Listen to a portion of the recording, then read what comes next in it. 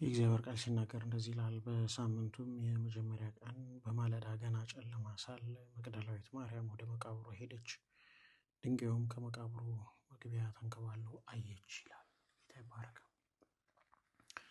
እንጸልያለን። በማለዳ ወደ መቃብር ሄደች። የሄደችበት ምክንያት ምንድነው? እሱ የተቀበረውን አስክሬን በሽቶ ለማጠብ ነበረ። ነገር ግን በመንገድ ሲሄዱ ሳሉ ድንጋዩን ማን ያንከባልልናል እየተባባሉ ነበር ሲሄዱ የነበሩት። የከበደ ነገር ነበረ እና ልክ ሲደርሱ ቦታው ላይ መቃብሩ ከድንጋዩ ከመቃብሩ ደጃፍ ላይ ተነስቶ አዩት። እንጸልያለን። አባት ሆይ እናመሰግንሃለን። በናዝሬቱ ጌታ በኢየሱስ ክርስቶስ ሕያውና ቅዱስ ስም እግዚአብሔር አባት ሆይ አንተ ለልጆች የምትራራ አምላክ እንደሆንክ እግዚአብሔር አባት ሆይ እናውቃለን። ደግሞ በጌታ በኢየሱስ ክርስቶስ ስም ጸልዩ ባልከን በዚህ ስም እንጸልያለን። በጌታ በኢየሱስ ክርስቶስ ስም ብላችሁ ጸልዩ እንዳልከን እግዚአብሔር አባት ሆይ በዚህ ስም እንጸልያለን። ማንኛውም ወገኖቼ ላይ የከበደ ነገር እግዚአብሔር አባት ሆይ እየተንከባለለ ይሆን ዘንድ ጸልያለሁ። በጌታ በኢየሱስ ክርስቶስ ሕያውና ቅዱስ ስም እግዚአብሔር አባት ሆይ ችግራቸው ጋር ሲሄዱ ችግራቸውን ይጡት፣ ካለበት ቦታ ላይ የተነቀለ ይሆን ዘንድ እንጸልያለን። ታሪካቸው ይቀየር። እነሆ ፈልገው ይጡት። ፕሮብሌማቸውን እግዚአብሔር አባት ሆይ ፈልገው ይጡት። እግዚአብሔር አባት ሆይ በፍርሃታቸው መካከል እንድትመጣ እጸልያለሁ። ፍርሃት እግዚአብሔር አባት ሆይ ከሰዎች ላይ ይነቀል ዘንድ እጸልያለሁ። ፍርሃት ይነቀል በኢየሱስ ክርስቶስ ሕያውና ቅዱስ ስም። የፈሩትን ነገር ሄደው እግዚአብሔር አባት ሆይ መጋፈጥ ይችሉ ዘንድ አንተ ጉልበት ትሰጣቸው ዘንድ እጸልያለሁ። ኃይል እግዚአብሔር አባት ሆይ ትሰጣቸው ዘንድ እጸልያለሁ።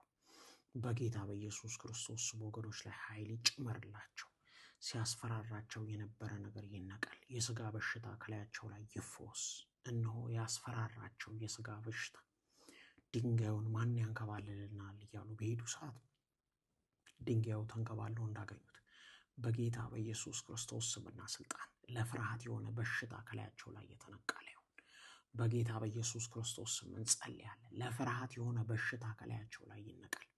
ይሄንን ነገር ማን እንደዚህ ያደርግልናል ያሉት በሽታ ከላያቸው ላይ ይነቀል። እግዚአብሔር አባት በጌታ በኢየሱስ ክርስቶስ ሕያውና ቅዱስ ስም እኛ እንጸልያለን። ተስማምተን ይሄንን ጸሎት ከሚደርሰው ከማንኛውም ሰው ጋር እኔ ተስማምቼ እጸልያለሁ።